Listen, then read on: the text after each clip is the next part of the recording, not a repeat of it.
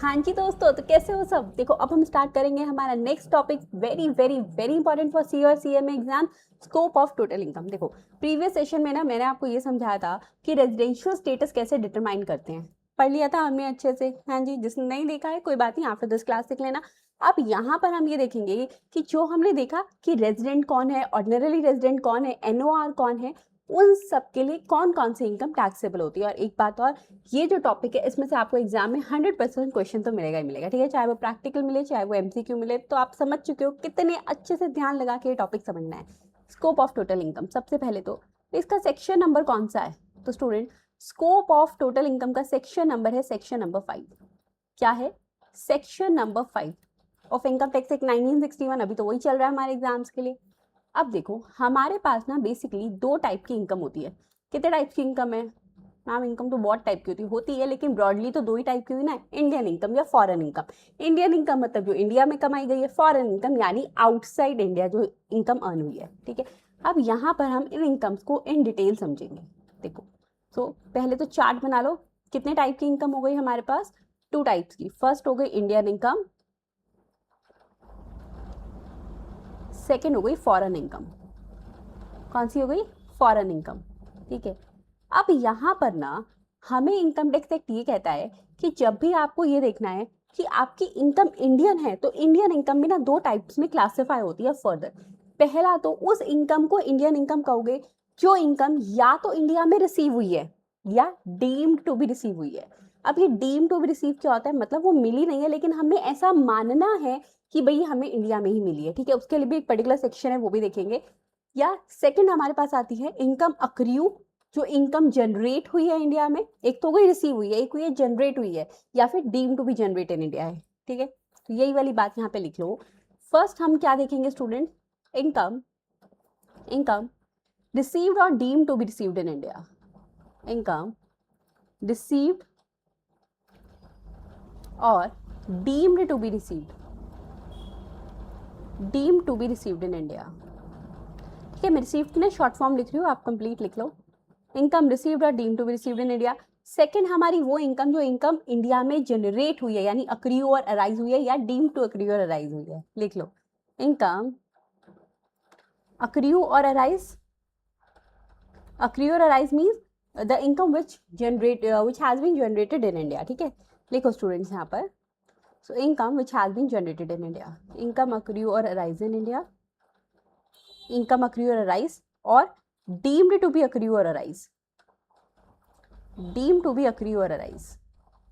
अच्छा, काफ़ी सारे स्टूडेंट्स के मैसेज आ रहे थे कि मैम अगर हम आपके साथ साथ ये एग्जाम ओरिएंटेड बैच कर रहे हैं तो क्या फिर भी कहीं पे कोचिंग लेने की जरूरत है फॉर अ सेप्टेम्बर एग्जाम्स और फॉर द दिसंबर एग्जामिनेशन और जनवरी?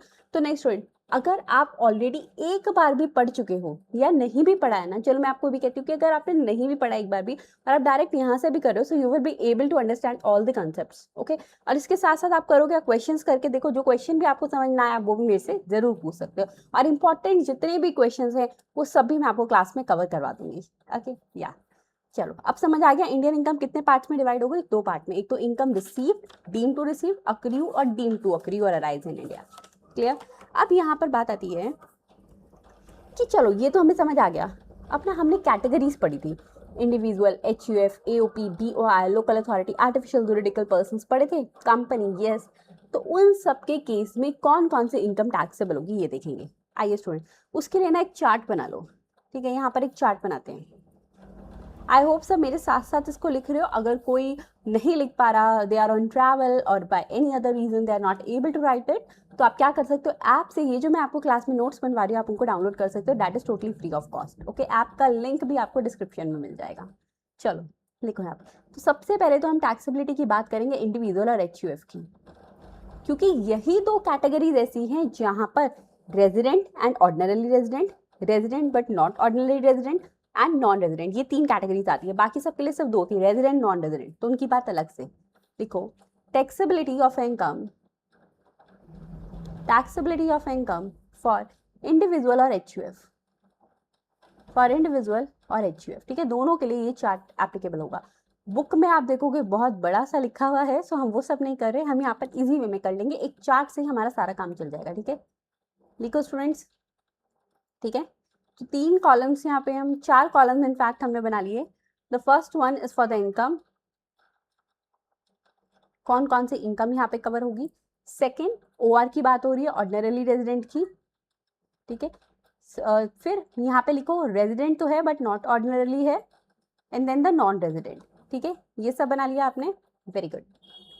अब यहाँ पर देखिए, आई होप सबने अच्छे से बना लिया, यस। चलो अब स्टूडेंट्स पहली हम बात करेंगे कि इंडियन इनकम किस किस के लिए टैक्सेबल है। अगर तो देखो, इंडियन इनकम यानी income which is received or deemed to received, accrue और डीम्ड टू अक्रू। अगर तो हमारी इंडियन इनकम है, सिंपल बात है, हमारे इंडिया से तुमने इनकम ली तो चाहे तुम नॉन रेजिडेंट हो, चाहे हमारे रेजिडेंट हो, चाहे एनओआर हो, टैक्स तो भाई तुमको देना पड़ेगा। इतनी आसानी तो हम तुम्हें छोड़ेंगे नहीं, ठीक है।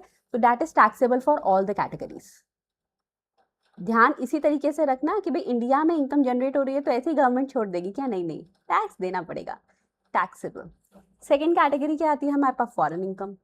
दो ही कैटेगरी थी ना, इंडियन इनकम या फॉरेन इनकम। इंडियन इनकम कैसे भी हो, चाहे receive, deem to receive, accrue, deem to accrue, कुछ भी हो, you have to pay tax in India, okay, and all the categories have to pay tax. Foreign income, अब यहाँ पे स्टूडेंट फॉरेन इनकम को ना मैं 2 पार्ट्स में डिवाइड कर रही हूँ। एक तो वो इनकम है जो हो तो फॉरेन से रही है, लेकिन उसका जो बिजनेस, मान लो अगर वो पर्सन बिजनेस कर रहा है तो उसका कंट्रोल इंडिया में है, या फिर अगर उसका प्रोफेशन है तो उसका प्रोफेशन सेटअप इन इंडिया है। यानी स्टूडेंट्स वो ये कह रहा है कि उसका जितना भी कंट्रोल एंड मैनेजमेंट है ना, अगर वो इंडिया में हो रहा है तो उसके लिए अलग रूल है, बाकी सारी फॉरेन इनकम्स के लिए अलग। क्योंकि ऑब्वियसली इंडिया में कंट्रोल एंड मैनेजमेंट है, यानी हमारे इंडिया से कहीं से तो जुड़ा है ना, तो हम तो टैक्स लेंगे। चलो लिखो स्टूडेंट, फॉरेन इनकम का केस होगा income from business or profession, business क्या होगा, ऑब्वियसली कंट्रोल, और प्रोफेशन के लिए सेटअप। सो कंट्रोल्ड और सेटअप इन इंडिया, कंट्रोल्ड और सेटअप इन इंडिया। मैम फिर ये भी सबके लिए टैक्स लगा ले, नहीं नहीं, नॉन रेजिडेंट ये कहेगा कि अच्छा अगर तुम मेरे को इतनी सी बात पे भी टैक्स लगा रहे हो ना कि मेरा बिजनेस का कंट्रोल पावर वहां पर है या फिर प्रोफेशन का सेटअप इंडिया में, तो जॉब मैं ई काम इंडिया में करूंगा ही नहीं, तो फिर तो इंडिया को लॉस होगा, तो इसीलिए नहीं। ये जो इनकम है that will be taxable only and only for the OR and R but NOR, यानी रेजिडेंट के लिए टैक्सेबल होगा, नॉन रेजिडेंट के लिए ये इनकम टैक्सेबल नहीं होगी। ध्यान से सुनना, ठीक है, लिखो यहाँ पे। सो ये इनकम जो है टैक्सेबल है दोनों कैटेगरीज के लिए, यानी ओआर एंड एनओआर के लिए, बट नॉन रेजिडेंट के लिए it will be not taxable. समझ आ गया। अच्छा अगर इसके अलावा कोई इनकम हुई which is a foreign income, but फिर वो किसके लिए टैक्सेबल होनी चाहिए, किसी के लिए भी नहीं। नहीं नहीं, जो ये हमारा रेजिडेंट है ना, यानी कि जैसे हम सब हैं, हम सब जो है सारा दिन इंडिया की जो पब्लिक सर्विसेज हैं हम यूटिलाइज करते हैं, तो इन दैट केस उसने साफ साफ बोल दिया इसके अलावा कोई भी इनकम हुई तो, क्या मैं सिंपल सी बात बोलूं, गवर्नमेंट ने साफ साफ बोल दिया, इनकम टैक्स ने साफ बोल दिया, पर ये जो हमारा ओआर है ना, ऑर्डिनरी रेजिडेंट जो सारा दिन इंडिया में ही रहता है, तो उसके केस में तो चाहे इनकम कहीं से भी हो उसको तो टैक्स देना ही पड़ेगा, ठीक है, अनलेस एंड अनटिल वो इनकम ही एग्जाम, तो वो बात अलग है, otherwise ordinary resident have to pay tax in every situation, ठीक है। तो इसका मतलब जो अदर फॉरेन इनकम्स हैं, अदर फॉरेन इनकम,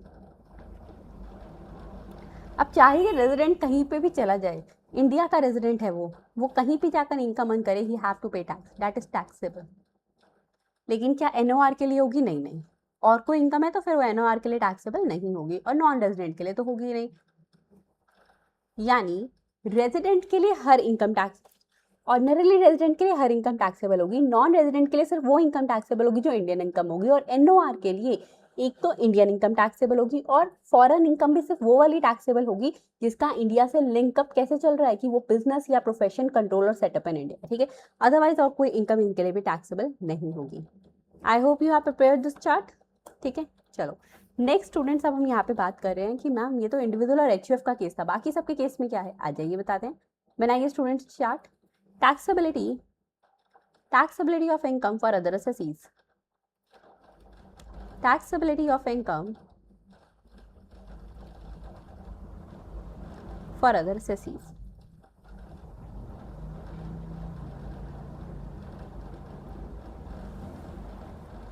अच्छा, अब जो स्टूडेंट्स मुझे ये मैसेजेस कर रहे हैं ना, मैम आपकी हैंडराइटिंग को क्या हो रहा है, तो देखो क्लास में तो आप हमारी वो ऑफलाइन वाला बैच जब लिया था बड़ी सुंदर, देखो मेरी राइटिंग तो टचवुड अभी भी वैसी सुंदर है, बट यहाँ पर I am using this digital tab ना। ओके, तो इस वजह से राइटिंग थोड़ी ऊपर नीचे हो रही है, तो जस्ट मैनेज ना। ओके, चलो लिखते हैं। अब यहाँ पर स्टूडेंट देखो हमारे पास दो ही कैटेगरीज आएंगी, या तो वो पर्सन जो है वो रेजिडेंट होगा, या फिर वो पर्सन जो है वो नॉन रेजिडेंट होगा, इसके अलावा तो और कोई बात आनी नहीं। तो लिख लो, या तो पर्सन रेजिडेंट है, फॉर ऑल द अदर एसएससीज क्या कोई एनओआर का केस था? नहीं नहीं, वो या तो रेजिडेंट था या नॉन रेजिडेंट था, या नॉन रेजिडेंट है। तो बस दो ही कैटेगरीज आई, ठीक है। अब यहाँ पर आ गई इनकम। इनकम भी भाई जब इसने बोल दिया रेजिडेंट नॉन रेजिडेंट, तो दो ही कैटेगरीज में डिवाइड हो गई, या तो वो इंडियन इनकम होगी या वो फॉरेन इनकम होगी। इंडियन इनकम या फिर फॉरेन इनकम। यहाँ पे फॉरेन इनकम को भी क्लासिफाई करना नहीं पड़ा। मैम फॉरेन इनकम को क्लासिफाई क्यों नहीं करा यहाँ पर आपने? यहाँ भी तो लिखो बिजनेस और प्रोफेशन। चलो मैं लिख देती हूँ, मानी आपकी बात। फॉरेन इनकम क्या नॉन रेजिडेंट के लिए टैक्सेबल थी? नहीं, कोई सी भी नहीं थी, चाहे उसका बिजनेस और profession control setup in India, वहाँ वो सिर्फ एनओआर के लिए टैक्सेबल हो रही थी। That's why we have to make the separate category. लेकिन क्या यहाँ एनओआर है? नहीं ना, तो वो वेस्टेज ही रहेगी, तो इसलिए नहीं है। चलो, इंडियन इनकम, क्या यहाँ पर ये इंडियन इनकम टैक्सेबल होगी? यस, इंडियन इनकम चाहे कहीं से भी हो, रेजिडेंट हो नॉन रेजिडेंट हो, हमारे इंडिया की इनकम है तो भाई हम तो टैक्स लगाएंगे।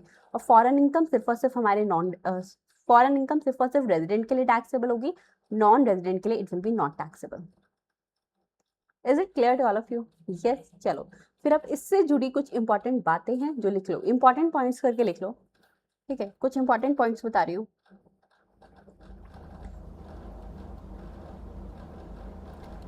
इंपॉर्टेंट पॉइंट, आप क्या कोई भी बुक रेफर कर रहे हो, आप आईसीएआई का स्टडी मेट रेफर कर रहे हो, आप सीएमए इंस्टीट्यूट का स्टडी मटेरियल रेफर कर रहे हो, किसी और प्रोफेसर का कर रहे हो, नो वरी, आप इन नोट्स को देखकर किसी भी बुक से अपना टॉपिक कंप्लीट कर सकते हो, और if you want you can directly complete from here also. Okay, चलो।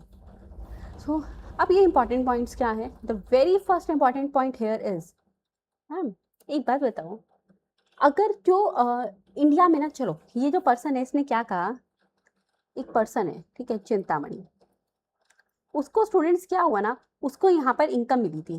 कहाँ पर इनकम मिली है? फर्स्ट केस में, मैं दो केसेस बना रही हूँ इसकी, case 1 and case 2। Case 1 and case 2। Case 1 में उसको जो इनकम मिली है ना, वो उसको बॉम्बे से मिली है, मुंबई से। अब तो मुंबई है, यस मुंबई से। अब क्या वो मुंबई वाली इनकम को हम इंडियन इनकम मानेंगे? हाँ, क्योंकि वो फर्स्ट टाइम मुंबई में रिसीव हुई है, first time received in Mumbai, first time received in Mumbai, यानी पहली बार जब वो उसके हाथों में इनकम आई है ना, तो वो मुंबई में आई है, तो हम इसको इंडियन इनकम बोलेंगे। क्या बोलेंगे हम? हाँ जी, ये इंडियन इनकम है। केस 2 में क्या हुआ? केस 2 में एक्चुअली क्या हुआ ना, कि ये जो चिंतामणि है, इसको ये इनकम मिली है यूके में, ठीक है, यूरोप में, यूके में मिली उसको, यूनाइटेड किंगडम।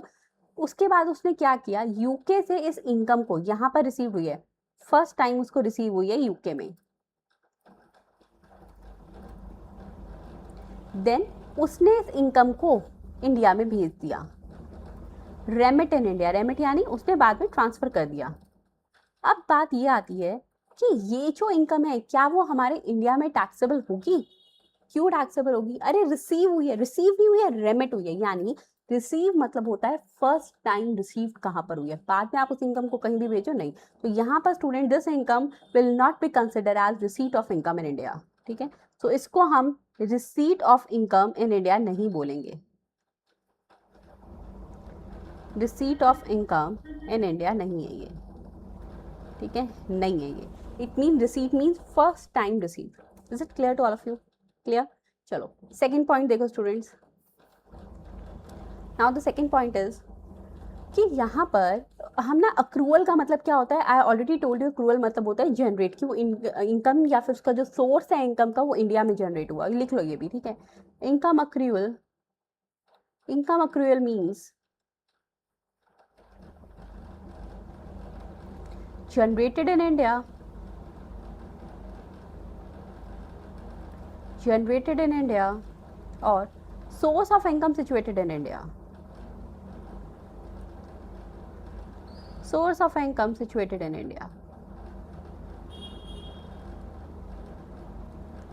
Clear?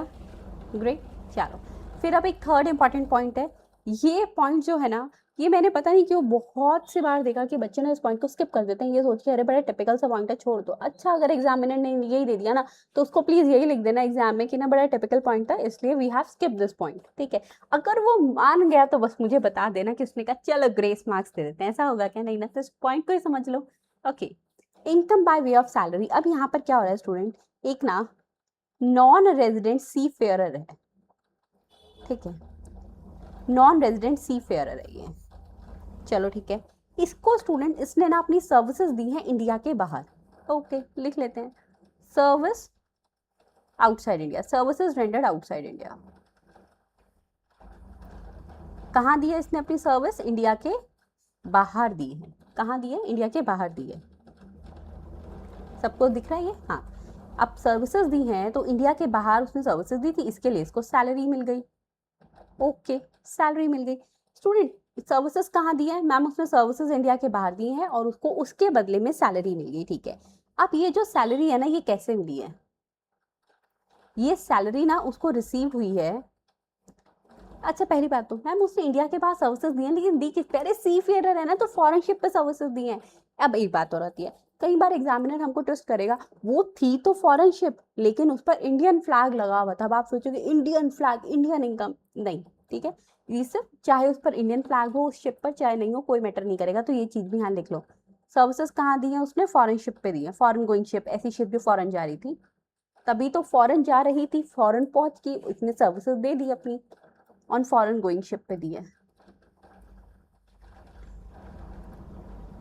चलो लिखो यहाँ पे विद इंडियन फ्लैग और फॉरेन फ्लैग, कोई फर्क नहीं पड़ेगा, विद इंडियन और फॉरेन फ्लैग, उस पर कोई भी कंट्री का फ्लैग हो, इट डजेंट मैटर हियर, ठीक है। अब ये सैलरी उसको रिसीव कौन है? मैम उसके हाथ में कैश दिया था? नहीं नहीं, उसका जो इंडिया में एनआरई अकाउंट बना हुआ था। एनआरई अकाउंट क्या होता है? नॉन रेजिडेंट एक्सटर्नल अकाउंट, उसको उसमें रिसीव हुई। अब सबसे पहले तो जिन बच्चों को एनआरई अकाउंट नहीं पता ना, फटाफट से ये समझ लो एनआरई अकाउंट होता क्या है। देखो एनआरई अकाउंट क्या होता है ना, कि एक पर्सन है इंडिया के बाहर अपना काम कर रहा है, नॉन रेजिडेंट पर्सन है वो, ठीक है। नॉन रेजिडेंट के लिए ही नॉन रेजिडेंट एक्सटर्नल अकाउंट बनता है, रेजिडेंट के लिए नहीं बनता।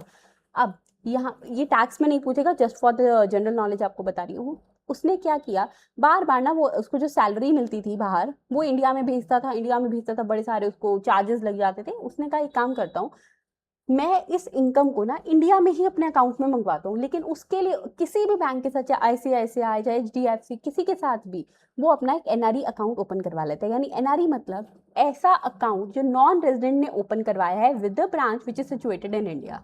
क्लियर? अब यहाँ के फायदे क्या होते हैं कि इस पे जो अमाउंट पूरा मिलता है ना वो टैक्स फ्री हो जाता है उसके लिए, उसको और भी स्टूडेंट मतलब उसको उसकी रिपैट्रिएशन इजी हो जाती है, कहीं भी उसको भेजना हो, उसकी फैमिली यूज़ करना चाहती है डायरेक्ट उस अकाउंट से पैसा ले और यूज़ कर ले, ठीक है, बहुत फायदे हैं। उसने ऐसा ही यहाँ पे कुछ सी फेयरर ने किया है। क्या किया? उसने सैलरी मंगवाई अपनी एक एनआरई अकाउंट में, ठीक है। अब ऑब्वियसली मैंने बताया एनआरई अकाउंट कैसा होगा, which is maintain with the Indian bank. यहाँ पे है कि क्या इस इनकम को, क्योंकि वो इस इनकम को कहाँ मंगवा रहा है? अपने एनआरई अकाउंट में मंगवा रहा है which is maintain in India, तो क्या ये इनकम टैक्सेबल होगी? क्या हम ये मानेंगे कि income is received in India and उसको टोटल इनकम में ऐड कर दो? नहीं, this is an exception here. Non resident seafarer के लिए एक्सेप्शन है और किसी इंप्लॉय के लिए नहीं है, कि उसको बोला नहीं आपको इस पर टैक्स नहीं देना होगा, ठीक है। लिख लो ये सैलरी जो है स्टूडेंट्स उसकी कहाँ पे आई है? Received in non resident external account, it is NRE account maintain with any Indian bank, maintain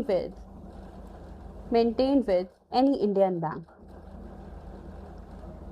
तो हम ये नहीं कहेंगे कि सी फेयरर के केस में नॉन रेजिडेंट सी फेयरर, रेजिडेंट हुआ तो फिर ये केस नहीं होगा। नॉन रेजिडेंट सी फेयरर के केस में यहाँ पर हम ये नहीं कह सकते कि उसको टैक्स लगेगा, नहीं, it will not be included in the total income. लिखो ये, लिख लो स्टूडेंट्स, टोटल इनकम में ये जो अमाउंट है वो इंक्लूड नहीं होगा। क्या इस सैलरी को उसकी टोटल इनकम में इंक्लूड करोगे? नहीं करेंगे। वाइल जब हम ये देखेंगे ना, लिख लो इसको, जब हम ये देखेंगे कि भाई ये वाली जो इनकम है, ये जो टोटल इनकम है, क्या इसमें ये जब हम टोटल इनकम निकालेंगे नॉन रेजिडेंट की, क्या इंडियन इनकम ये ऐड होगी? नहीं, हम इसको इंडियन इनकम नहीं मान रहे, ये टोटल इनकम में ऐड अप नहीं होगी। आई होप सबको क्लियर है ये पॉइंट, ठीक है। इसके ऊपर आपको मटेरियल्स में, बुक्स में एक क्लैरिफिकेशन मिलती है और वो बच्चों को बहुत टिपिकल लगती है, इसीलिए मैंने इसको आपको चार्ट के थ्रू समझा दिया। अब यहाँ पे बात करते हैं एक बात बताओ, कभी भी आपको इस बात में दिक्कत होगी देखने में कि income which is received in India उसका क्या मतलब होता है? नहीं, हमें पता है भी क्या मतलब होता है। इनकम हमारे इंडिया में मिली तो हो गई, but income deem to receive, अब मैम ऐसी कौन कौन सी इनकम है जो मिल नहीं रही है फिर भी मानना पड़ेगा कि income deemed to received in India है? तो देखो स्टूडेंट, ऐसी कौन कौन सी इनकम है which we have to assume that, in fact not assume, ये given है that these incomes are deemed to be received in India. Let's write it. लिखे यहाँ पर, ये है हमारे पास सेक्शन नंबर 7, यानी अभी तक हमने रेजिडेंशियल स्टेटस में 3 सेक्शन तो पढ़े हैं। Section 5 scope of total income, section के 6 जो है वो हमने पढ़ा था residential status. Now the section number 7, section 7 income deemed to be received in India. Income deemed to be received in India. अच्छा, मुझे कमेंट सेक्शन में जरूर बताना कि आपको class exam oriented batch that is on the YouTube कैसा लग रहा है। Okay, section number 7। अब कोई भी बच्चा गलती से भी हमारे जनवरी 27 एग्जाम्स तक कोई भी बच्चा गलती से भी इनकम टैक्स एक्ट 25 मेंशन मत कर देना, क्योंकि ये सारे सेक्शन इनकम टैक्स एक्ट 1961 के हैं। ओके, जब फाइनल में जाओगे तब पढ़ेंगे 25 हम। ओके, अभी सिर्फ 1961 एप्लीकेबल है। यहाँ पर ना बेसिकली देयर आर 3 पॉइंट्स जो इसमें ऐड होंगे। इसके अलावा और कोई पॉइंट को आप deem to be received in India नहीं मानोगे। सिर्फ 3 पॉइंट है यहाँ के। पहला पॉइंट आता है students, the very first point is, अगर आपने अभी तक सैलरी चैप्टर पढ़ा है, ठीक है, नहीं भी पढ़ा तो मैं आपको बताती हूँ क्या होता है स्टूडेंट। ये मान लो एक एम्प्लॉई है, ये एक एम्प्लॉई है, ये अपनी सर्विसेज दे रहा है एम्प्लॉयर को, ठीक है, इसके बदले में ये सर्विसेज दे रहा है एम्प्लॉयर को, हाँ जी दे रहा है। इसके बदले में एम्प्लॉयर जो है इसको सैलरी दे देता है। वो सैलरी के साथ साथ क्या करता है कि इसका ना एक अकाउंट खुला होता है, RPF account, recognise provident fund account. उसमें किसी की सैलरी में से कुछ पार्ट काट के ना एम्प्लॉय अपना कंट्रीब्यूशन उसमें कर देता है। यानी मान लो उसको 12,000 की सैलरी मिलनी थी, तो उसने कहा 1200 रुपये में तुम्हारी सैलरी से काट कर ना तुम्हारे आरपीएफ में लगा दो। उसने कहा हाँ सर लगा दो, मेरे लिए भी एक तरीके से सेविंग हो जाएगी, हाथ में पैसा आगे बचेगा नहीं, आप ही लगा देना। चलो ठीक है, तो पैसा काटा और उसमें लगा दिया, यानी ये तो एम्प्लॉय का खुद का कॉन्ट्रीब्यूशन है। एक होता है एम्प्लॉयर कंट्रीब्यूशन। ये क्या होता है, एम्प्लॉयर कह रहा है कोई नहीं, मैं भी अपनी तरफ से तुम्हारे आरपीएफ अकाउंट में पैसा डालूंगा, दैट इज एम्प्लॉयर कंट्रीब्यूशन। जो हम कहते हैं मैम ऐसा क्यों कर रहा है, अरे टू अट्रैक्ट द एम्प्लॉयज ना, तभी तो एम्प्लॉय कंपनी के साथ टिका रहेगा कि हाँ भाई यहाँ तो मेरा डबल फायदा हो रहा है। तो एम्प्लॉयर का कॉन्ट्रीब्यूशन, एम्प्लॉयर का कॉन्ट्रीब्यूशन इन आरपीएफ। अब हमने सैलरी चैप्टर में एक बात पढ़ी है कि एम्प्लॉयर कॉन्ट्रीब्यूशन जितना भी होता है up to 12% of the salary, salary के 12% तक वो जो एम्प्लॉयर कॉन्ट्रीब्यूशन है वो एग्जाम्प्ट रहता है। पढ़ा था हमने, yes, up to 12% of salary. उसके आगे का फिर हम ऐसे करते थे, मान लो 14% है तो 12% को हटा के बाकी पे 2% पे टैक्स लगाते थे। तो इन एक्सेस ऑफ 12% जितना भी है वो यहाँ पे टैक्स क्यों लग रहा है, बिकॉज बेसिकली यहाँ पर सेक्शन नंबर 7 ने बोला है कि ये जो अमाउंट है this is deemed to be received in India. Clear, देखो, so in excess of 12%, in excess of 12%, ये इन एक्सेस ऑफ, ये देखो ये तो एग्जाम्प्ट ही होता है, ये तो एग्जाम्प्ट होता है, सैलरी चैप्टर में हमने पढ़ा है, लिख लेना, ठीक है। यहाँ पर इन एक्सेस ऑफ 12% इसको हम कहेंगे deemed to be received in India और उस पर टैक्स लगेगा, deemed to be received in India.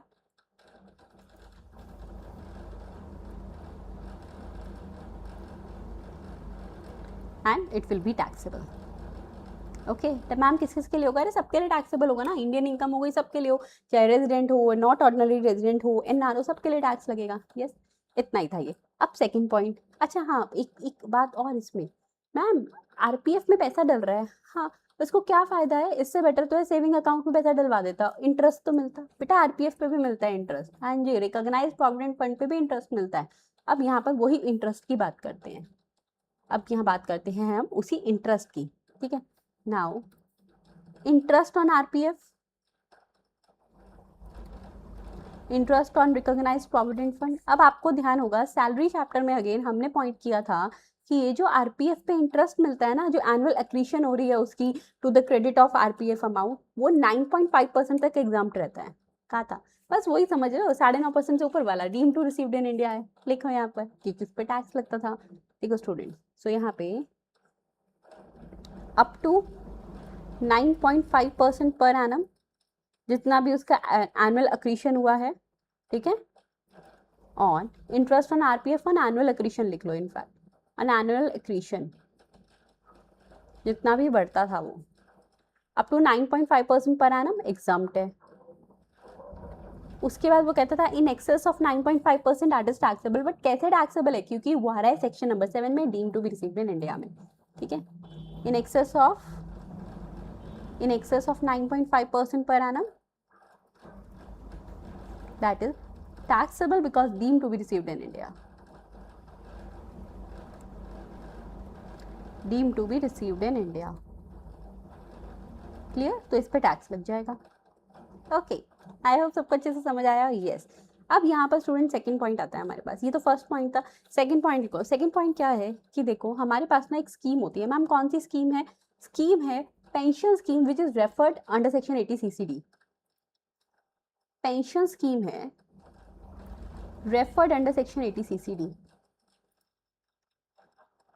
80 CCD के अंडर एक पेंशन स्कीम होती है।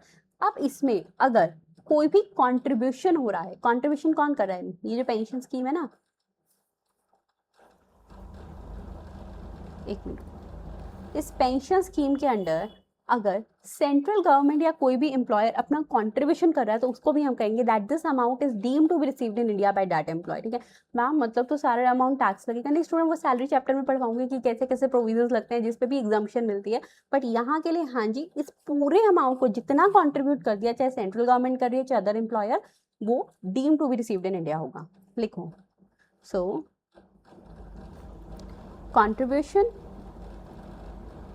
contribution of any amount, लेकिन स्कीम किसके अंडर होनी चाहिए? 80 सीसीडी वाली।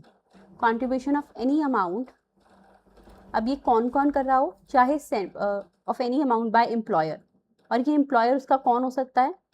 चाहे वो गवर्नमेंट एम्प्लॉयर यानी सेंट्रल गवर्नमेंट हो या फिर अदर एम्प्लॉयर हो। In all the cases it will be treated as deemed to be received in India for that particular employ जिसके लिए वो पेंशन स्कीम में पैसा लगा रहे हैं। अब आता है थर्ड पॉइंट। हाँ मैंने बोला था बस 3 ही पॉइंट है। In fact last but not the least point of this class, उसके बाद जो नेक्स्ट टॉपिक बनता है हमारा सेक्शन नंबर 9 है, वो बहुत इंपॉर्टेंट है। उसी के साथ चैप्टर भी ओवर हो जाएगा, माइंड अप होगा, वो मैं आपको कल की क्लास में करवाऊंगी, ठीक है। यहाँ पर क्या है, अब स्टूडेंट्स मान लो कोई भी एम्प्लॉयर ऐसा है, ठीक है, उसने क्या किया, देखो इनफैक्ट क्या होता है, जैसे रिकॉग्नाइज्ड प्रोविडेंट फंड था ना स्टूडेंट, ऐसे ही एक होता है अनरिकॉग्नाइज्ड प्रोविडेंट फंड, ठीक है। अनरिकॉग्नाइज, मैं इसको यूआरपीएफ लिख रही हूँ, अनरिकॉग्नाइज्ड प्रोविडेंट फंड। जैसे रिकॉग्नाइज था अनरिकॉग्नाइज होता है। इसके भी अलग से सैलरी में रूल्स आते हैं, कितना कितना अमाउंट टैक्स फ्री होता है, कितना एग्जाम्प्टेड है, कितना टैक्स लगेगा, वो सब कुछ वहीं देखेंगे। अब इसमें भी जैसे एम्प्लॉयर आरपीएफ में पैसा डालता था इसमें भी डालेगा। मैम एम्प्लॉय भी डालेगा? हाँ, एम्प्लॉय ने, एक बात सुनो, एम्प्लॉय की इनकम अर्न हुई, उसने एक पॉकेट से दूसरी पॉकेट में रख दिया, उस पर तो कोई टैक्स नहीं है, तो उसको तो छोड़ दिया करो।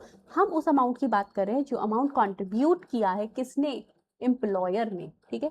तो यूआरपीएफ में ना स्टूडेंट कोई भी अमाउंट था, अमाउंट कंट्रीब्यूशन किसका है? बाय एम्प्लॉयर, या फिर उस अमाउंट पे कोई इंटरेस्ट अर्न हुआ है जो एम्प्लॉयर ने कंट्रीब्यूट किया था, and interest earn there on, and interest earn there on. अब एम्प्लॉय ने क्या किया, इस पैसे को ना स्टूडेंट यूआरपीएफ से निकाल के, उसको लगा आरपीएफ में ना मेरा ज्यादा फायदा हो रहा है क्योंकि आरपीएफ में मुझे ज्यादा एग्जाम्पशन मिलेंगी, आरपीएफ में पैसा डाल दिया, यानी रिकॉग्नाइज्ड प्रोविडेंट फंड में। मैम एक फंड से दूसरे फंड में डाला है लेकिन पूरा का पूरा फंड चेंज हो गया है। यहाँ पे पहले वो यूआरपीएफ था, उसकी एग्जाम्पशन अलग थी, आरपीएफ की अलग है। तो उन्होंने कहा ये जब अमाउंट यूआरपीएफ से आरपीएफ में आएगा ना, तो हम इसको भी बोलेंगे that this amount is deemed to be received in India. Clear? तो ये जो अमाउंट यहाँ आया है deemed to be received in India, deemed to be received in India. आ जाओ आपको एक बार बुक से भी दिखा देती हूँ, ठीक है। देखो कंट्रीब्यूशन वाला पॉइंट है पहला, देन उसके बाद हमने यहाँ पे क्या पढ़ा था कि अमाउंट ट्रांसफर, फिर हमने पढ़ा 80 सीसीडी वाली पेंशन स्कीम में एम्प्लॉयर कोई पैसा डाल रहा है, या फिर amount transfer from URPF to RPF, उसके केस में भी जो एम्प्लॉयर का कंट्रीब्यूशन है या फिर इंटरेस्ट है उसको भी हम कहेंगे income deemed to be received in India. I hope इसके साथ अच्छे से सबको समझ आ गया होगी आज की क्लास, जिसमें हमने बेसिकली 3 पॉइंट्स कवर कर लिए हैं। सेक्शन नंबर 5 हमने कवर करा, स्कोप ऑफ टोटल इनकम। उसके बाद स्टूडेंट्स मैंने आपको बताया टैक्सेबिलिटी कैसे रहती है, and last but not the least point हमने सेक्शन 7 कवर करा है, income deemed to be received in India. इसमें किसी को भी कोई भी डाउट है, definitely you can ask your doubts on my YouTube channel, on WhatsApp, on Telegram, या फिर आप जो है ऐप पे भी डायरेक्टली मेरे से क्वेश्चंस पूछ सकते हो, नो वरी एट ऑल। अब मुझे एक बात और बताना, आई एम थिंकिंग एक काम करें, हर वीकेंड जूम क्लास लें जिसमें आपकी क्वेरीज जो हैं वो कवर हो सके। लिंक चाहिए उसका, अगर आपको सच में ऐसे कोई क्वेरीज हैं और उसके लिए आपको ऐसा लिंक चाहिए ना, तो मुझे प्लीज कमेंट बॉक्स में जरूर बता देना। ओके, मिलते हैं हमारी नेक्स्ट सेशन में विच इज टुमारो, जिसमें हम कवर करने वाले हैं सेक्शन 9 और इसी के साथ कंप्लीट हो जाएगा रेजिडेंशियल स्टेटस का chapter. Okay, thank you and have a nice day.